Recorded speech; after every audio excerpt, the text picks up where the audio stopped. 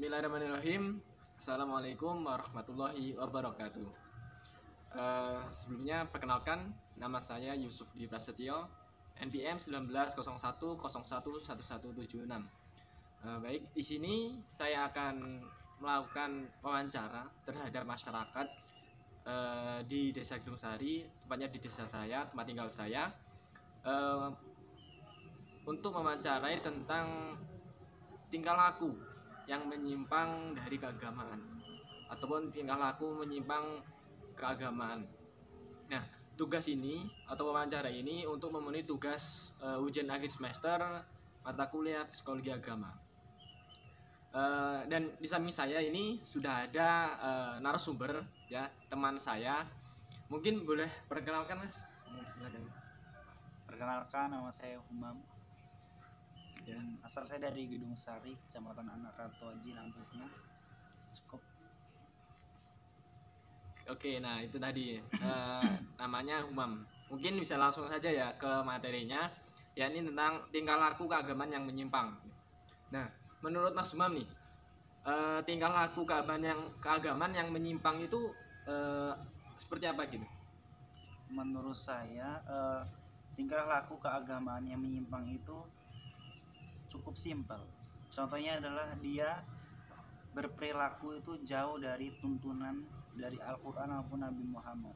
Contohnya adalah seperti beberapa waktu yang lalu telah ditemukan ada sekumpulan jamaah di mana jamaah tersebut menghalalkan seseorang untuk tidak melaksanakan sholat 5 waktu dalam kehidupannya. Nah, itu adalah salah satu contoh sikap menyimpang dari berperilaku beragama.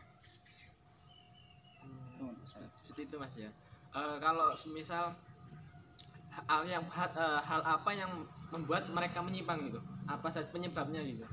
Biasanya hal yang membuat seseorang menyimpang dari perilaku beragama itu dari pemahamannya.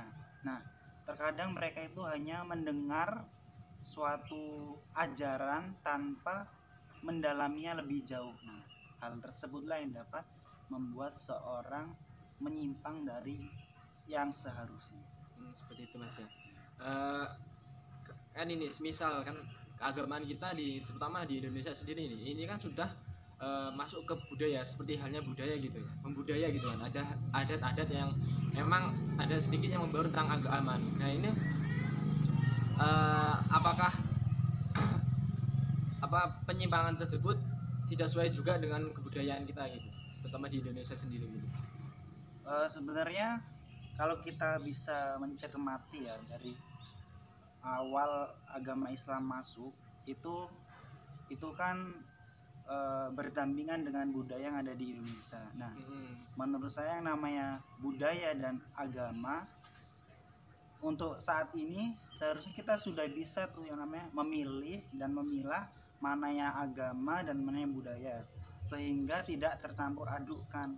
Jadi kita itu udah bisa memeluk agama secara murni. Kalau misalnya dulu masih menggunakan budaya untuk proses penyebarannya itu wajar karena masih perlunya adaptasi dalam penyebarannya. Seperti itu ya. Terus kalau spesial nih di desa Mas sendiri, Mas Umni ini kan di desa Gedung Sari gitu, ada nggak gitu contoh ya contoh kecilnya lah tentang penyimpangan tingkah laku ini tentang keagamaan? Menurut saya kalau misalnya di desa ini ya sejauh ini sepertinya tidak ada yang membuat seseorang itu bisa dicap bahwa dia itu menyimpang dari agamanya. Seperti itu. Jadi cukup aman ya mungkin ya. Oke, baik. Mungkin ya cukup itu tadi wawancara mengenai tentang tingkah laku yang menyimpang itu dari keagamaan gitu. Nah, mungkin